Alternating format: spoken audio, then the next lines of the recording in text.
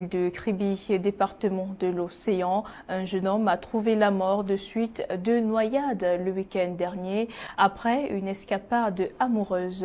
Dans ce reportage, Hermine Dolo et Takumoussa reviennent sur ce drame. Écoutons. Encore un mort de plus. Dans la ville de Kribi, le jeune Hassan, âgé de 22 ans, est mort de suite de noyade dans la cité balnéaire du Cameroun. Originaire de l'arrondissement de Bangourane dans le département du Noun, région de l'Ouest, il a trouvé la mort samedi dernier au cours d'une escapade amoureuse sur la plage de Kribi, affirment ses proches. Il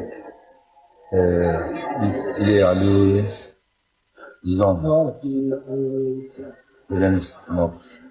aller se balader, disons, au niveau de la plage. Après, aller à la plage, avec sa copine. Le corps sans vie, il a été retrouvé dimanche, finalement, après des recherches acharnées, ardues par les membres de la famille. Subitement, on a essayé de noyer. Subitement, on nous a informé que c'est ça qu'on a essayé de tuer hier. On a trouvé aussi ce matin. Le corps d'Hassan a été transporté pour la mosquée pour la prière et le rituel d'inhumation. Une situation de plus qui vient interpeller les populations de la cité balnéaire, mais également les populations en général sur les dangers de l'eau. Et nous restons dans la chemise dédiée aux faits de société. Nous nous rendons cette fois-ci dans la ville de Douala pour parler du déguerpissement forcé des populations de la dite ville. Une jeune femme décède lors de la démolition des maisons d'habitation par la mairie de la ville de Douala. C'était à Japoma, dans le 3e arrondissement de la dite ville. Des précisions avec Inès Mengue. La victime, nommée Kémine Marie, réfugiée à Japoma dans la ville de Douala pour échapper au conflit armé dans sa région d'origine, a perdu la vie lors de l'opération de démolition menée par la mairie de Douala. En effet, face à cet acte, les populations de la zone se sont révoltées et l'atmosphère tendue a conduit à des soulèvements. Pour apaiser les tensions, l'intervention de la gendarmerie a été sollicitée et c'est avec des gaz lacrymogènes que la population sera dispersée. Marie-Kémine, asthmatique, qui sera donc exposée à ce gaz, va s'écrouler et perdre la vie à la garnison militaire où elle sera transportée. Nous avons même une maman que nous venions de perdre au quartier qui a été étouffée par sa petite maladie qu'elle a juste parce qu'elle a vu une maison qui a été ensevelie hier.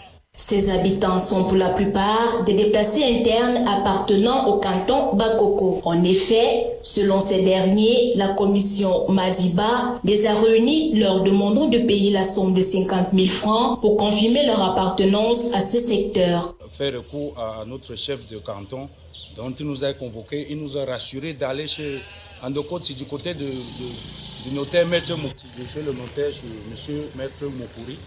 Payer une somme de 50 000 francs chacun, nous avons payé.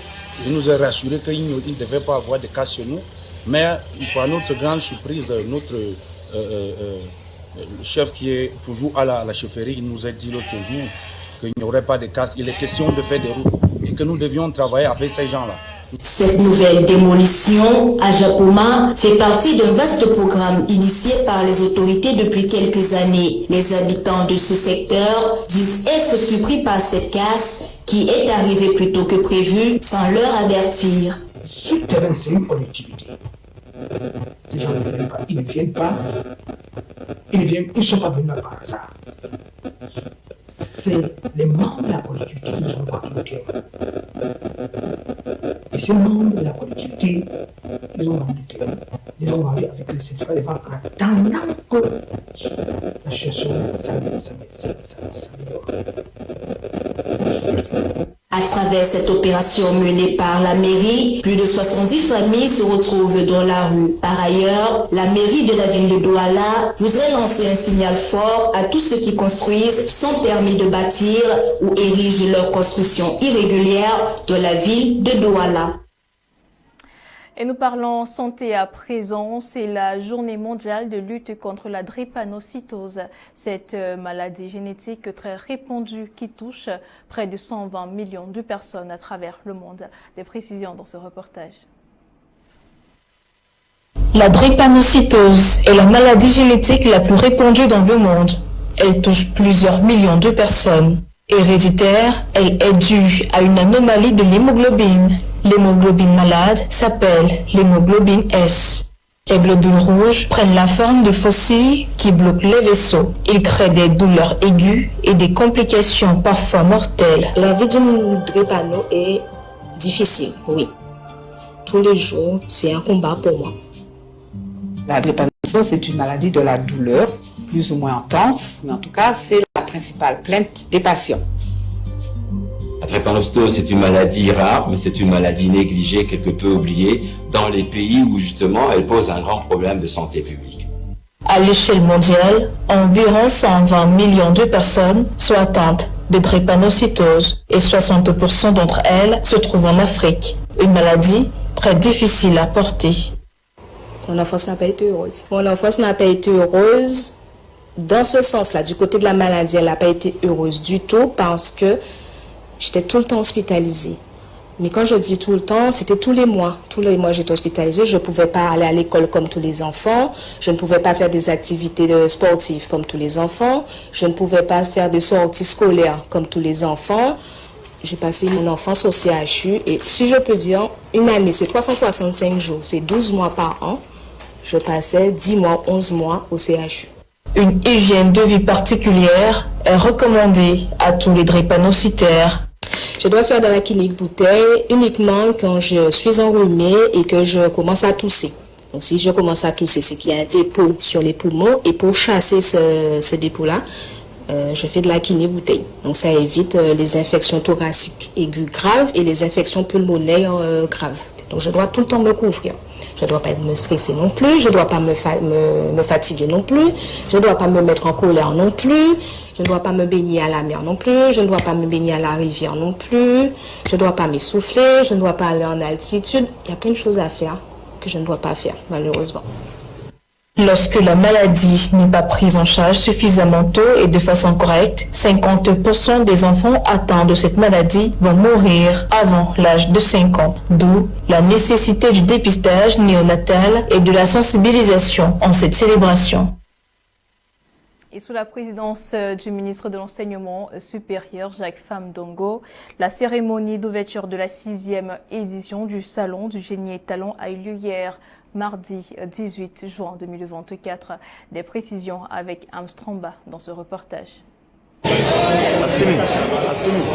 Le complexe de la professionnalisation de l'université de Douala a été hier mardi le théâtre de la journée d'ouverture de la 6e édition du Salon du Génie et Talent de l'étudiant camerounais qui a été présidé par le ministre de l'Enseignement supérieur, le professeur Jacques Famdongo, en présence de son homologue de l'emploi et de la formation professionnelle Issa Tirouma Bakari. Devenu une tradition depuis 6 ans déjà, ce salon permet la valorisation des talents de créativité, d'innovation et d'entrepreneuriat des étudiants camerounais. Durant cette journée d'ouverture, les membres du gouvernement et les partenaires économiques venus nombreux ont visité les stands exposant l'ingéniosité des 247 étudiants venus de 20 institutions publiques et privées d'enseignement supérieur camerounais. 75 prototypes, 42 start-up et 19 projets d'entreprise seront confrontés par ces étudiants jusqu'au 21 juin prochain. Date qui marquera également la clôture de ce salon, ici au complexe de la professionnalisation de l'université de Douala, construit pour sublimer cet événement, mais aussi pour donner un visage légal au concept d'université-entreprise sous-entendu par la loi numéro 2023/007 du 25 juin 2023 portant orientation de l'enseignement supérieur.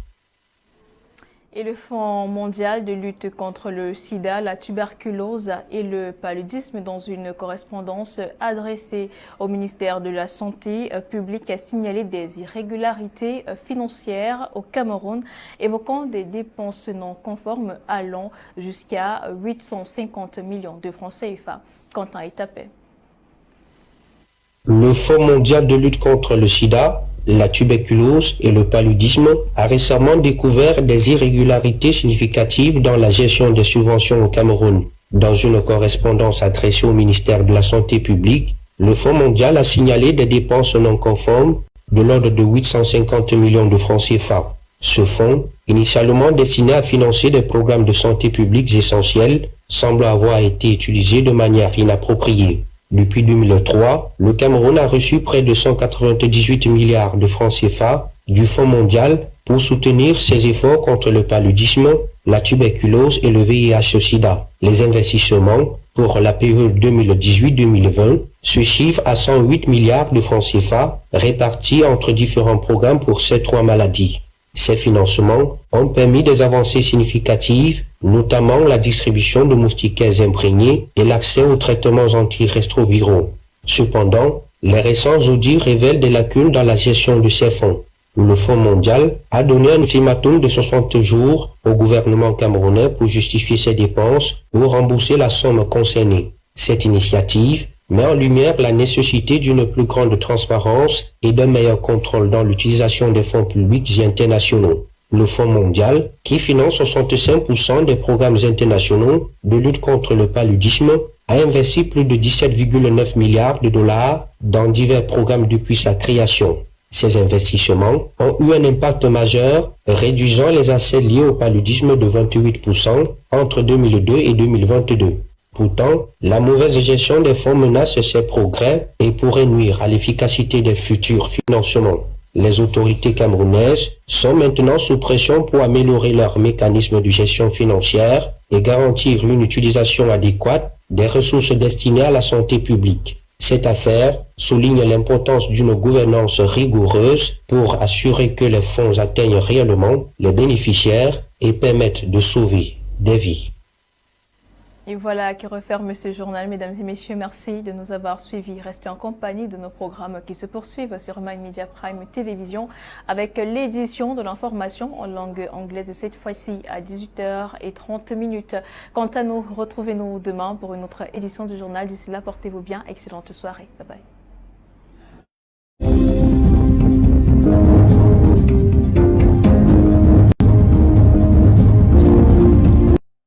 Hello guys, hello good people. You are